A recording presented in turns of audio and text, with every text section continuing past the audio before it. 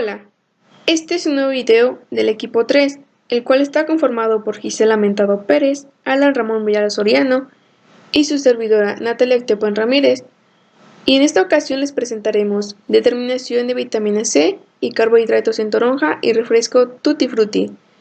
Somos de la carrera Técnico Superior Universitario en Procesos Alimentarios de la Universidad Tecnológica de Izúcar de Matamoros.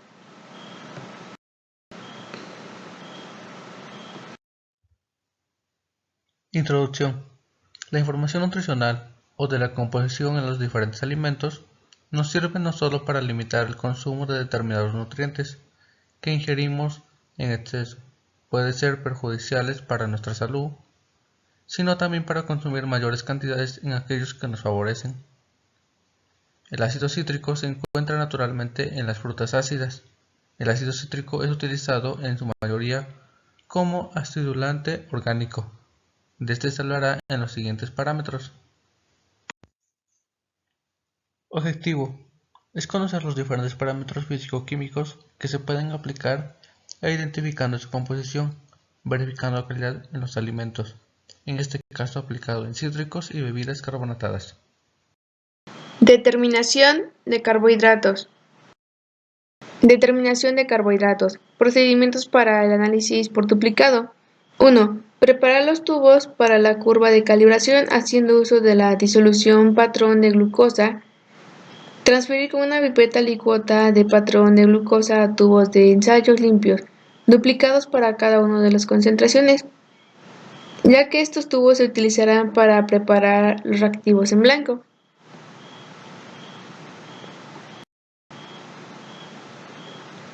Dos.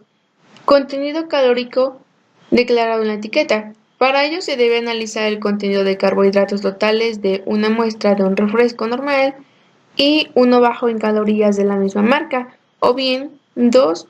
Una cerveza normal y una sin alcohol de la misma marca antes que se proceda a la presentación de las muestras y su análisis.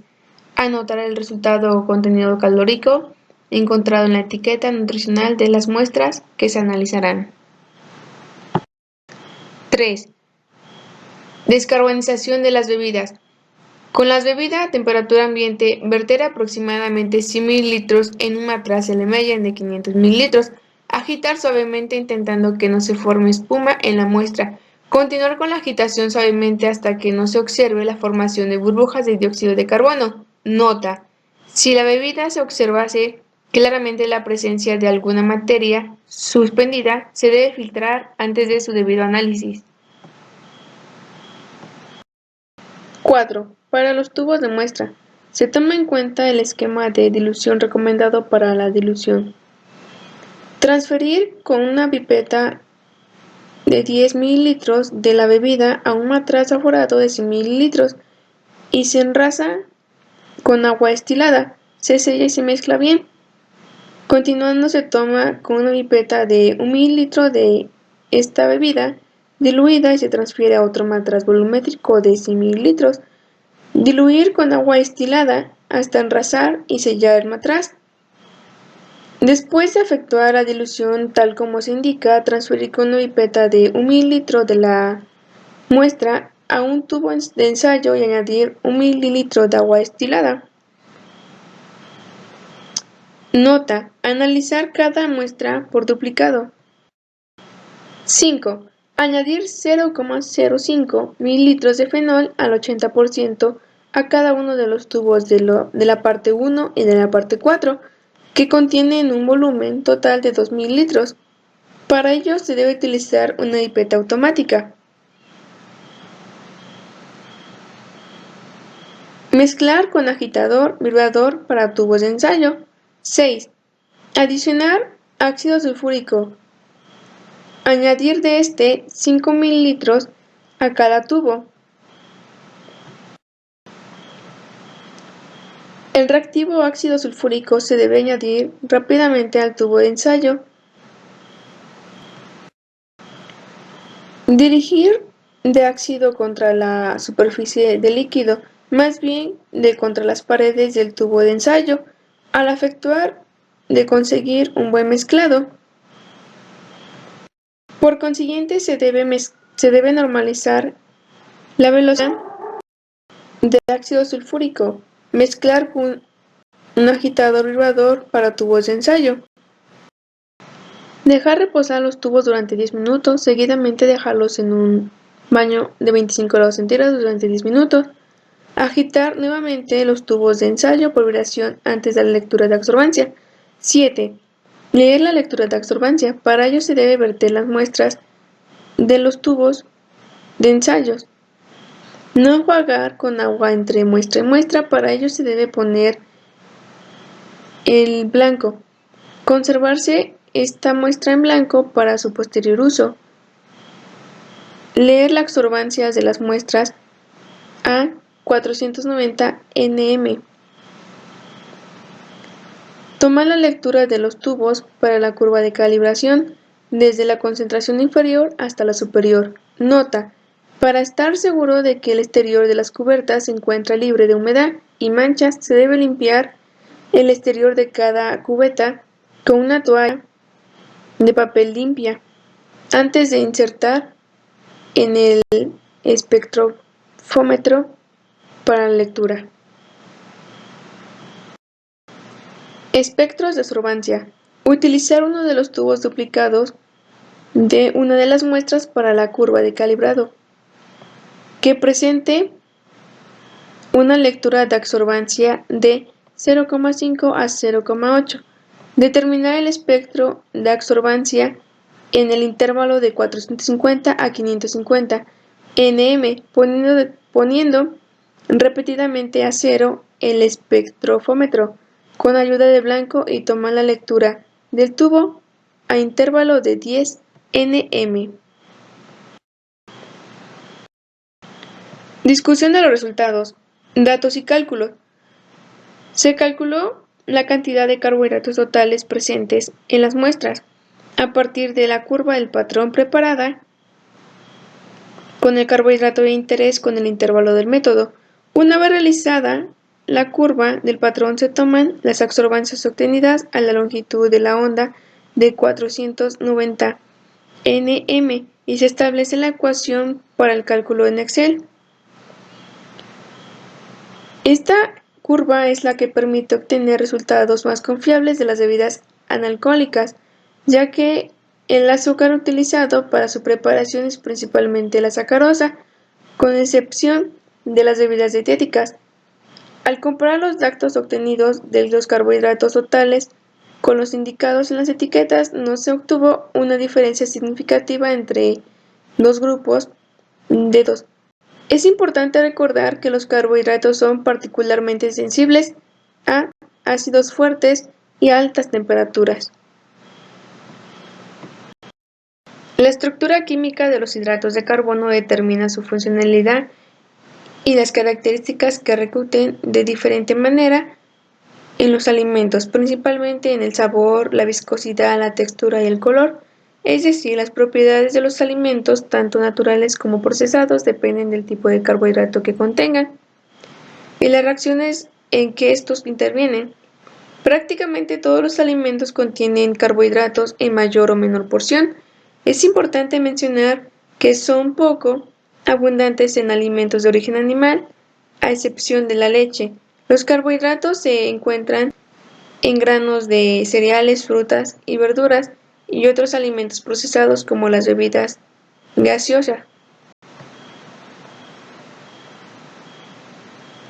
Determinación de vitamina C.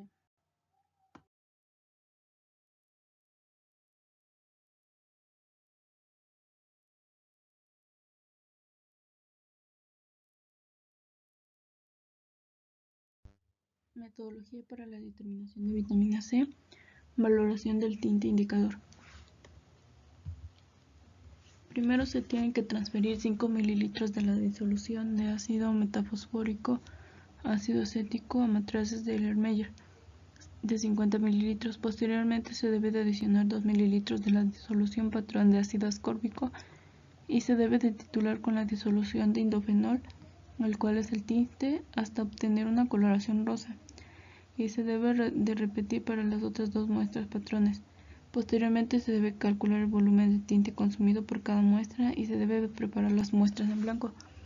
Para preparar las muestras en blanco se debe de transferir con una pipeta 7 ml de la disolución de ácido metafosfórico o ácido acético a cada uno de los 3 matraces del Erlenmeyer de 50 ml y se debe de añadir a cada matraz un volumen de agua destilada aproximadamente igual al volumen del tinte utilizado anteriormente, es decir, el promedio del volumen de tinte empleado para la valoración de las 3 muestras patrones, y se deben de valorar los blancos de la misma manera que en los pasos anteriores, y se debe de anotar la lectura inicial y la lectura final de la bureta para cada una de las valoraciones del blanco, y se debe calcular el volumen del tinte consumido.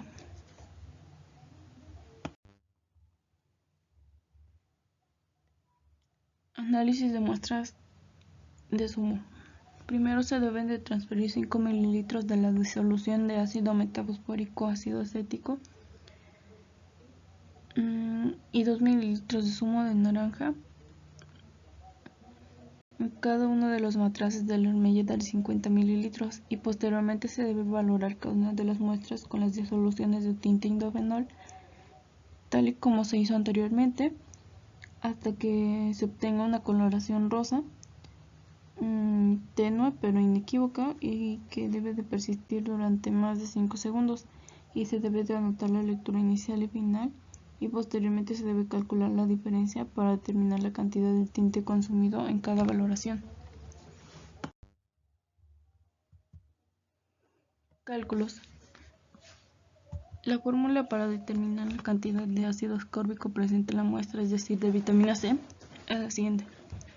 Los miligramos de ácido ascórbico por mililitro de jugo de muestra es igual a X, que representa a los mililitros promedio de la valoración de la muestra, menos B, que son los mililitros promedio de la valoración de la muestra en blanco, multiplicado por M, F, que es la concentración del tinte, es igual a miligramos de ácido ascórbico equivalente a 0.1 mililitros de la disolución patrón de hidrofenol, dividido entre E, que es el mililitro de ensayo, multiplicado por V, que es el volumen de la disolución del ensayo inicial, entre Y, que es el volumen de la alicuota de la muestra valorada.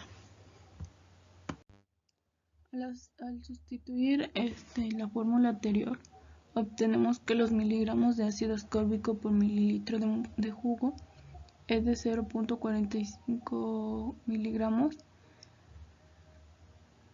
por mililitro, es decir, 45.45 miligramos de ácido ascórbico por 100 mililitros de muestra o de jugo.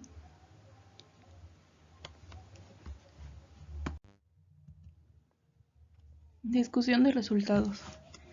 El contenido de ácido ascórbico en el jugo de toronja analizado es de 45.45 miligramos de ácido ascórbico por 100 mililitros de jugo, coincidiendo con la información obtenida en la bibliografía, donde mencionan que generalmente el contenido de ácido ascórbico en toronja varía entre 20 a 50 miligramos por 100 mililitros de muestra. De este modo, la muestra analizada está dentro del rango establecido de acuerdo a los estudios previos, y la presencia de ácido ascórbico en el jugo estudiado confirma que esta bebida constituye una fuente importante de agentes antioxidantes.